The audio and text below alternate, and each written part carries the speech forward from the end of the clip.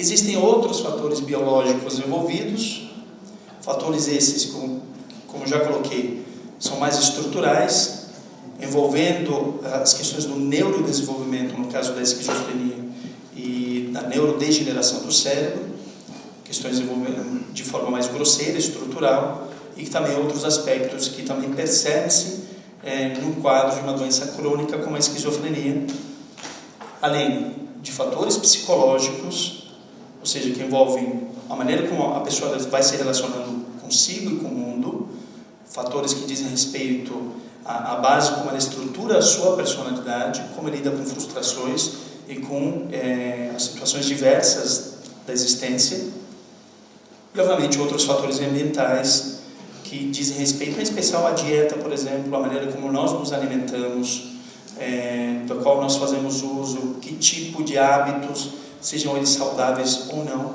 entendendo que, a depender do tipo de alimentação, a depender do tipo de hábito que nós tivermos, seja relacionado ao uso de bebidas alcoólicas, por exemplo, ou não, uso de tabaco, tudo isso impacta nas questões relacionadas à doença mental? Sim, e não é pouco não, é muito. Por exemplo, hoje o que nós sabemos em relação à depressão, que há uma relação íntima também com a falta de vitamina D, faltas de vitaminas do complexo B, a questão da esquizofrenia, o que tem se estudado para ajudar os pacientes, até de forma mais precoce, quando se observa que aquela pessoa pode vir a desenvolver um quadro mais grave, suplementos com ômega 3 podem auxiliar nesse sentido. Então nós estamos falando do quê? De questões que envolvem a dieta, fatores ambientais, como já disse, a maior prevalência da esquizofrenia ocorre onde? Em áreas urbanas, embora não se tenha uma ideia clara de como que o ambiente acaba, de alguma forma, servindo como gatilho para o aparecimento de um surto psicótico, existe sim essa relação mais íntima com o ambiente. Então são vários fatores envolvidos. Mas eu vou trazer um dos ângulos, como já trouxe ontem, da maneira como nós podemos olhar para esse tipo de adoecimento, e aí trago a frase do médico psiquiatra Carl Jung, suíço, que ele diz assim: como reflexo do mundo e do homem, a alma é de tal complexidade que pode ser observada e analisada a partir de um sem número de ângulos, diversos ângulos. Talvez Jung tenha sido daqueles cientistas que mais colaborou para o entendimento da psique, da mente. Tem um trabalho fantástico, fenomenal, e essa frase nos mostra que nós podemos observar o ser, nisso que diz respeito ao seu adoecimento, de um sem número de ângulos. O ângulo que eu trago aqui é o ângulo do qual todos nós compartilhamos, é o ângulo do espiritismo, entendendo que aquela pessoa que está em contato consigo mesmo e com o mundo, sofrendo uma série de fatores que envolvem essa complexidade, é o espírito imortal, é o ser, e isso nos traz muitas respostas para entender uma doença como a esquizofrenia de uma forma um pouquinho mais clara. E para isso eu trago um caso que é do livro Loucura e Obsessão. No seu capítulo 4, essa obra é psicografada por Divaldo Franco, do espírito Manuel Filomeno de Miranda, e nesse capítulo 4, que se chama O Drama de Carlos é a personagem, quem nos traz explicações profundas é o Dr. Bezerra de Menezes, a respeito da esquizofrenia. Muito interessante, uma verdadeira aula, e aí que desvenda uma série de coisas e nos serve de material para reflexão. Então, em Loucura e Obsessão, nós temos aí uma mãe que vai em busca de um tratamento espiritual para seu filho Carlos, dentro de uma casa espiritualista, não é uma casa espírita, mas que também há trabalhos mediúnicos envolvidos nessa casa, dizendo que Carlos tinha sido diagnosticado como um paciente esquizofrênico catatônico. É uma subdivisão da esquizofrenia, mas que tem alterado. Por exemplo, o DSM-5, que é o manual estatístico de diagnósticos da Associação Americana de Psiquiatria, lançado aí o ano passado, ano retrasado, já alterou um pouco dessa classificação. E a CID-11, que já está, já veio à tona aí pela Organização Mundial de Saúde, mas que nos servirá de base a partir de 2020, 2021, também já não fala mais em subdivisão do quadro da esquizofrenia. Mas na época sim, quando a obra foi escrita, se falava nesse quadro de esquizofrenia catatônica, que tem características muito peculiares, de um rapaz que abriu um quadro mais cedo. Isso pode acontecer? Pode. Como disse, no geral, essas situações ocorrem ou no final da adolescência, no início da vida adulta, como sendo algo mais prevalente. Quanto mais precoce isso acontecer, maior a gravidade, óbvio. Ou quanto mais tardio também pode acontecer nos extremos.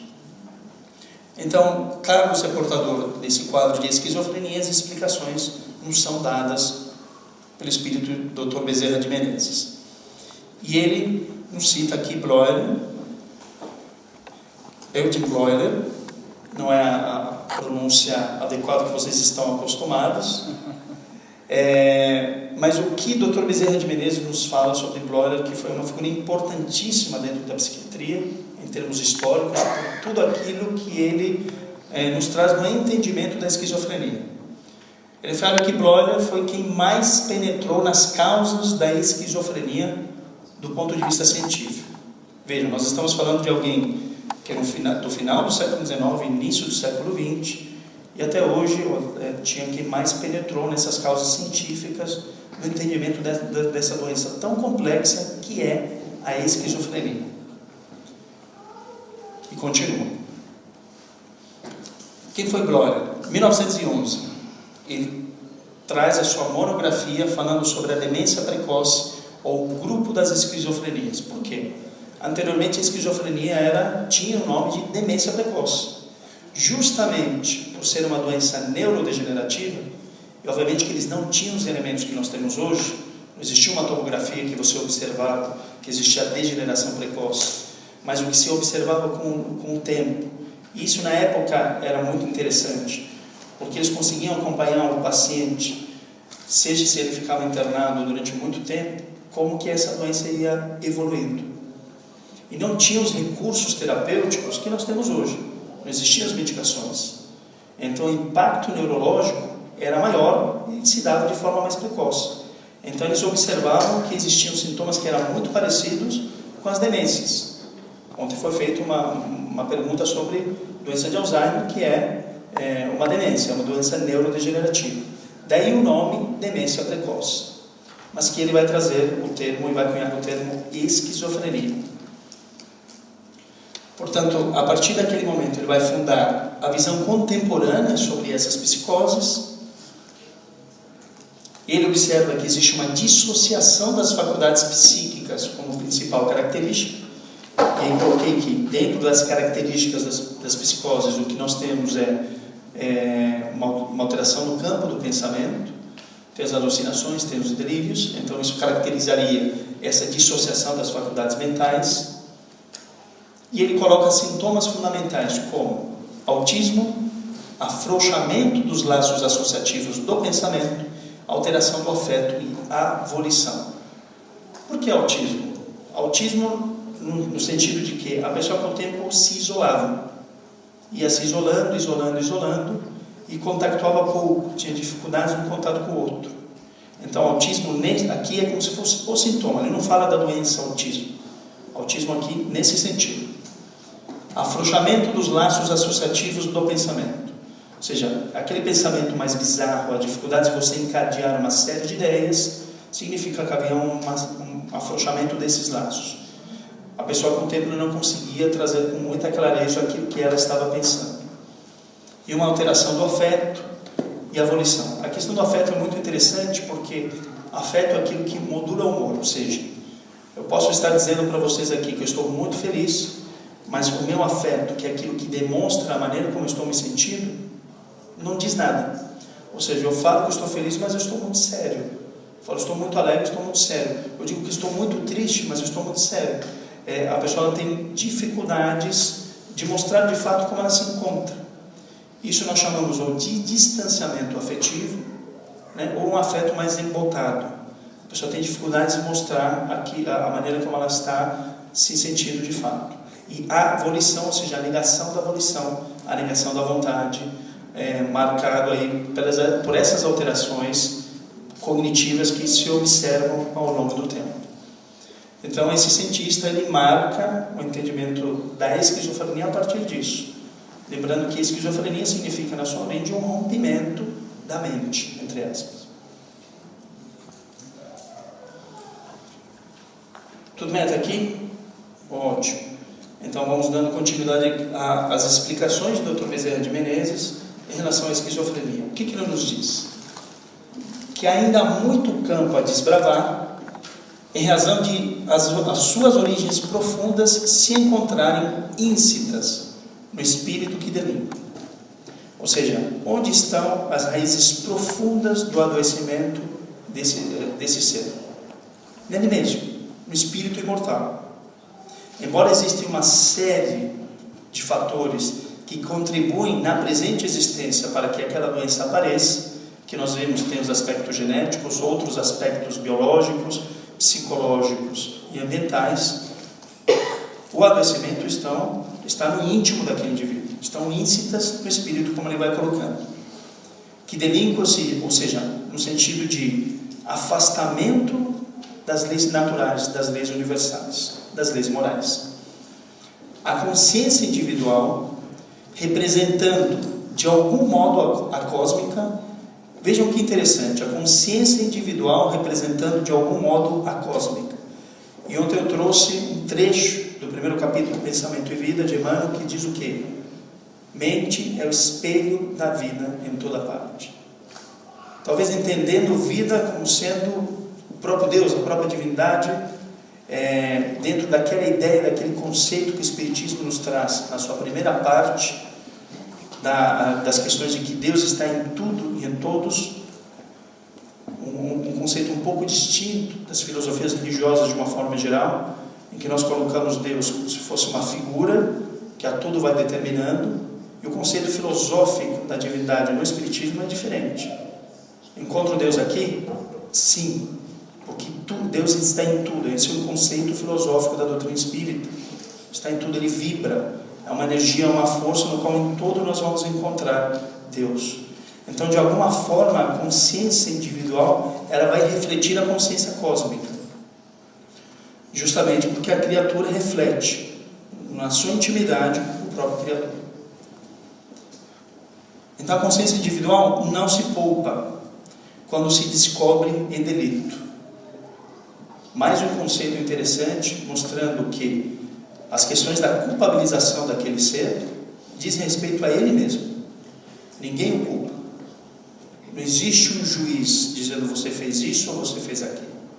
A consciência individual, que de alguma forma reflete a cósmica, entra em contato com seus próprios equívocos dentro de alguma forma, de alguma maneira, e ele começa nesse processo de culpabilização.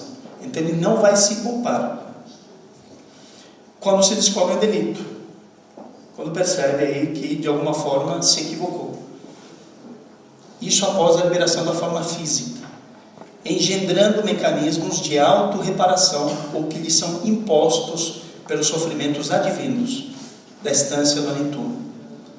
Então, uma vez aquele espírito, qualquer um de nós, desencarnando, em que se ampliam as nossas capacidades sensoriais, nós entramos em contato de uma forma mais profunda com nós mesmos, estamos mais perceptíveis em relação àquilo que nós vivenciamos, e nós mesmos não nos perdoamos por vezes. E a nossa consciência de culpa faz com que, de alguma maneira, vão se engendrar mecanismos de autorreparação, que nós mesmos nos impomos, ou de alguma forma, pela necessidade da educação daquele ser, nos são impostos como uma forma educativa e pedagógica nas questões encarnatórias.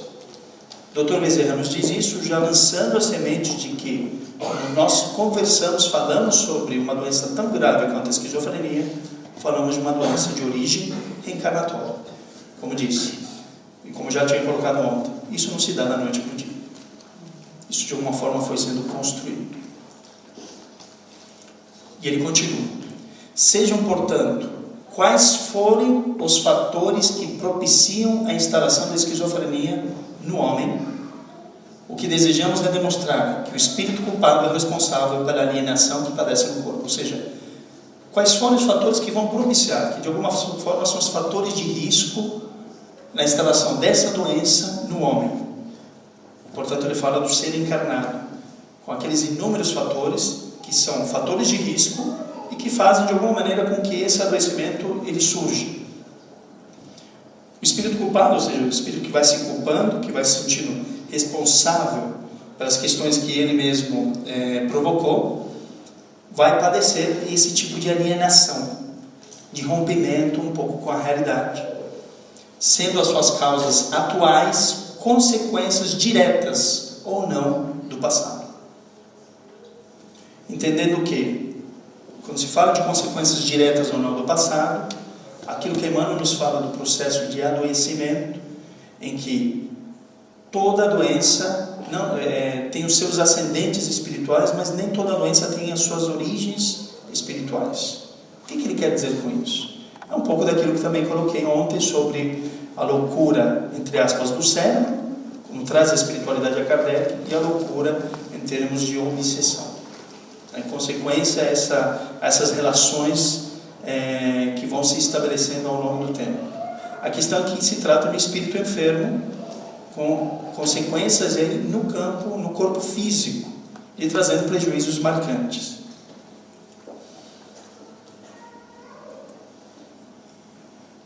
A ação obsessiva, e aí ele entra no campo da obsessão. Por quê? A mãe de Carlos vai numa casa espiritualista, buscando o quê? Buscando o seu tratamento espiritual, mas entendendo dentro do seu olhar que aquela doença do qual Carlos estava sofrendo era de origem obsessiva.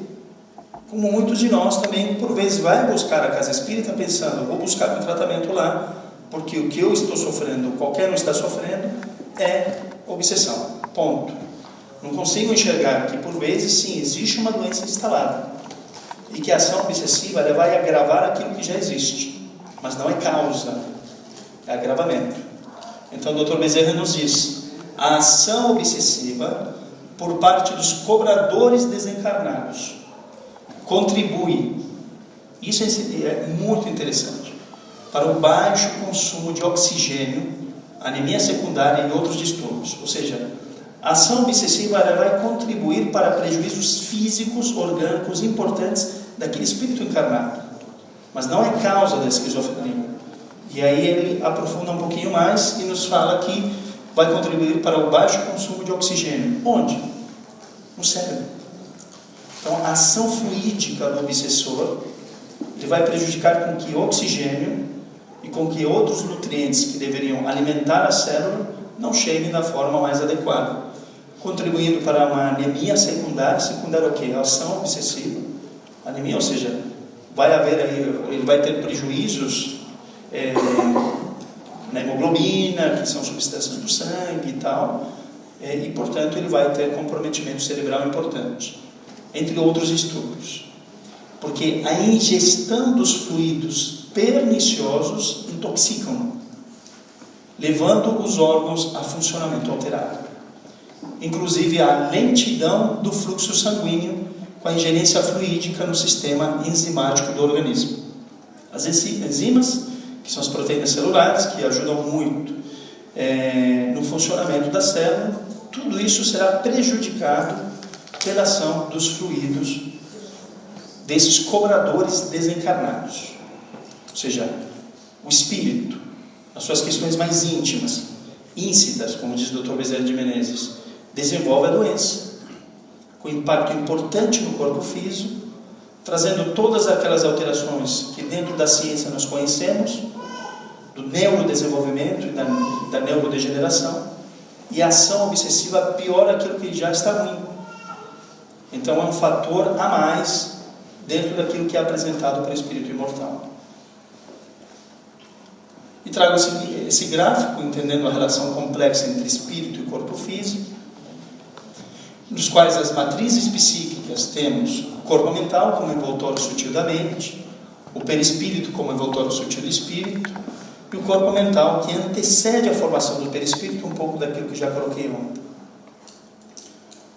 mas que havendo a incidência obsessiva de uma mente desencarnada sobre o espírito enfermo, ou seja, o espírito já se encontra adoecido, no caso pela esquizofrenia, essa mente desencarnada, essa ação obsessiva, no qual uma série de fluidos são emanados por essa mente desencarnada, vão atingir o quê? Vão atingir esse ser na sua estruturação cerebral, trazendo prejuízos daquilo que o Dr. Bezerra vai descrevendo, com que o oxigênio, com que os nutrientes alcancem o cérebro, aí prejudicando aí de uma forma importante o estado mental, com esse descontrole da aparelhagem psíquica do paciente, no caso do Carlos aqui, na obra de Manuel Filomeno de Miranda.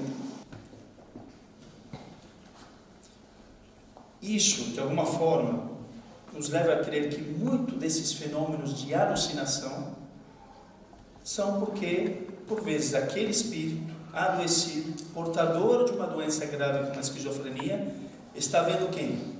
Os cobradores desencarnados, certo? E que ele vai se sentindo de alguma forma perseguido e que também nos explicaria alguns delírios. Mas isso é regra? Será que tudo aquilo que o paciente portador de esquizofrenia, com seus sintomas psicóticos, com as suas alucinações, dizendo que ele está escutando, dizendo que ele está vendo, é essencialmente fruto de ação obsessiva? Não necessariamente.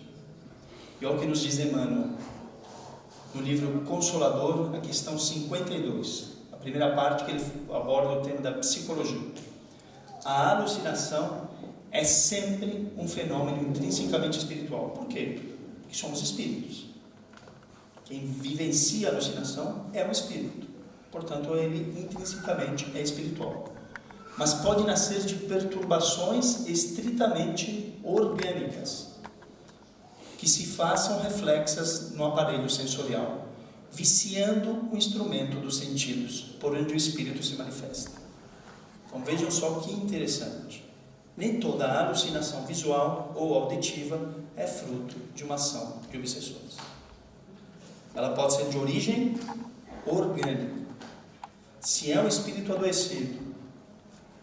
adoecido no seu campo mental, psíquico e das emoções, ele vai se utilizar do quê? Do cérebro para a manifestação do seu pensamento, da sua vontade e de tudo que diz respeito às questões cognitivas. É a base disso. Mas é um tipo de pensamento viciado, adoecido. Lembrando o pensamento como essa grande potência da alma, no qual os fluidos se encontram aí saturados de emoções perniciosas, adoecidas, que portanto vão impactar o quê? A aparelhagem cerebral, viciando os sentidos, viciando o instrumento dos sentidos. Qual é o instrumento do sentido? O cérebro. E aí, como o pensamento vai viciando esse instrumento, que é tão sutil, que é tão rico, pode haver a origem desse quadro alucinatório. Portanto, nem toda alucinação é fruto aí de um quadro de obsessão. Pode ser de origem orgânica, mas é o espírito que a vivencia.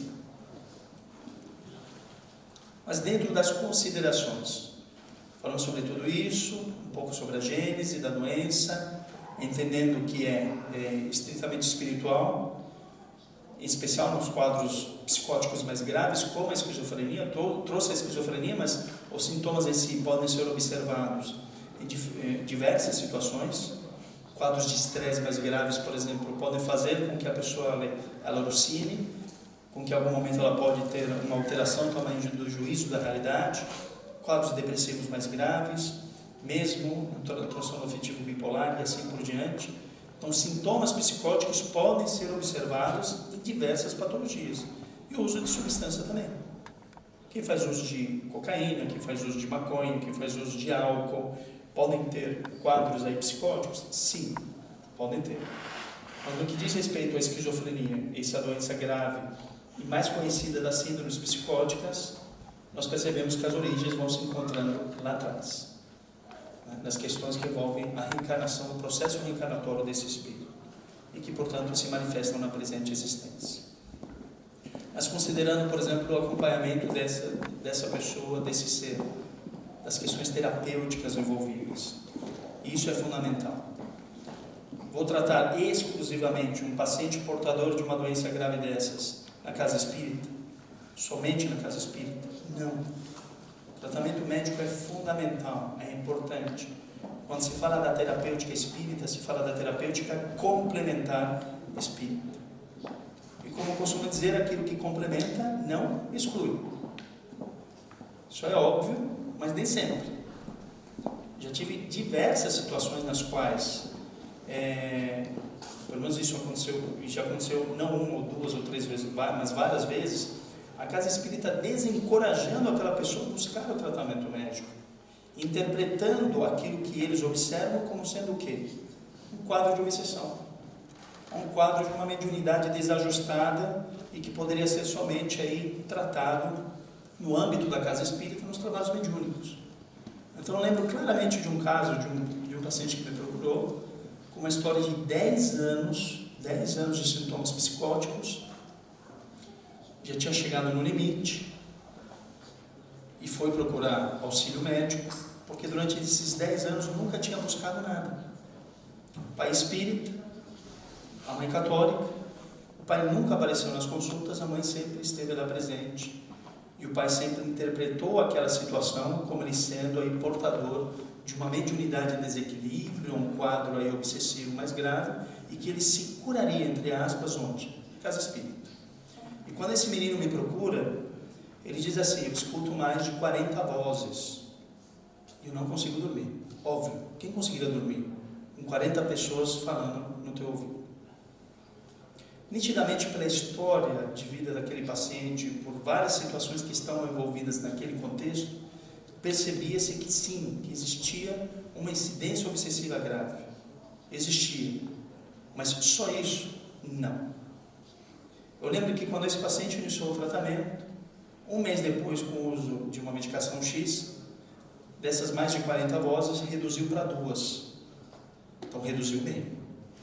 Então, alguma coisa a medicação ajudou. Então, esses preconceitos fazem com que muitas pessoas demorem para buscar o tratamento adequado e olhem as medicações como sendo aí algo, né, é um terror. Eu não tenho nada com laboratório, ninguém me patrocina, nada disso. Eu estou falando a favor dos remédios. Mas também são recursos terapêuticos dos quais nós devemos lançar mão. E são recursos divinos. Entendendo que existe um impacto físico, orgânico importante, e que se trata de uma doença aí, nos quais os neurônios ou o cérebro vai sofrendo ao longo do tempo, nós sabemos que as medicações auxiliam a que esses sintomas psicóticos, que são tóxicos, eles diminuam de uma forma importante ou por vezes não ocorram. Nem sempre isso acontece. Os pacientes, eles mesmo tomando medicações, continuam tendo as suas alucinações, os seus surtos, os seus sofrimentos. Existem situações extremamente difíceis, nos quais nós chamamos de esquizofrenia refratária, porque ele não responde a nenhuma medicação.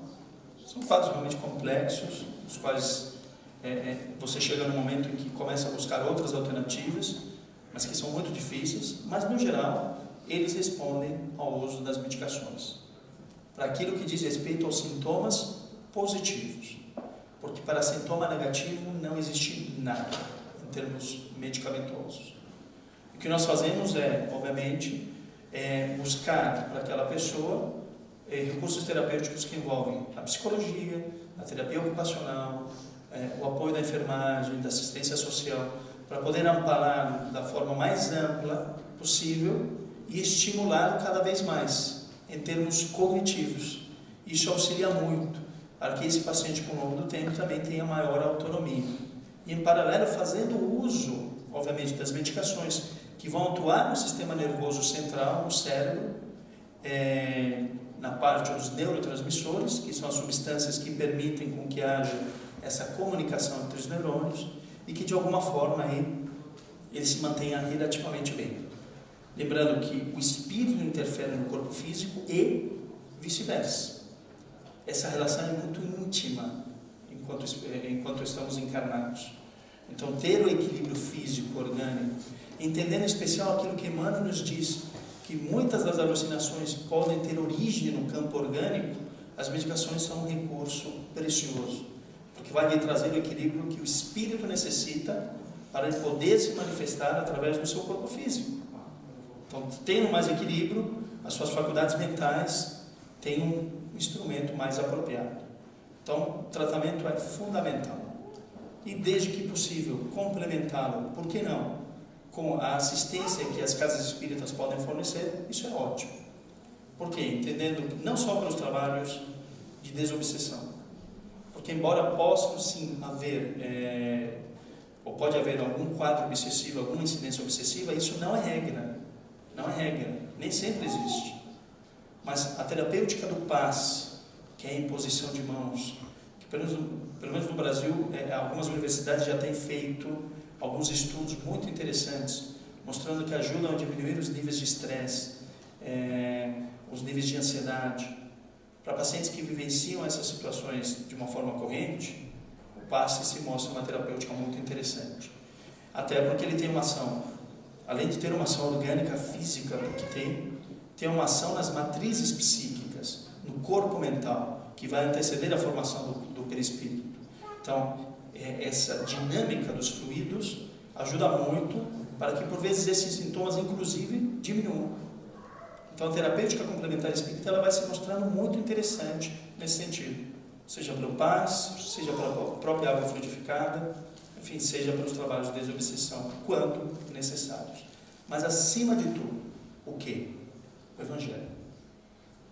Acima de tudo. Não existe terapêutica maior. Porque se nós estamos falando do espírito que adoece, como nos diz o Dr. Bezerra de Menezes, porque se descobre em delito, entre aspas, ele percebe que se afastou das leis universais, das leis que regem a nossa existência, eu preciso ir na raiz do problema. Posso ter medicação, posso ter psicologia, posso ter terapia ocupacional, assistência social, posso ter a terapêutica complementar espírita, entendendo-a como passe, água fluidificada, trabalho de desobsessão, mas se não houver a transformação íntima desse ser, não há cura. Cura no sentido de transformação, porque a medicina não cura nada. Da maneira como nós entendemos, a medicina não cura nada. O nosso entendimento de cura é de extirpar a doença, de arrancar a doença. É esse o nosso entendimento de cura. Mas o sentido natural do termo cura é cuidado. Em termos de cuidado,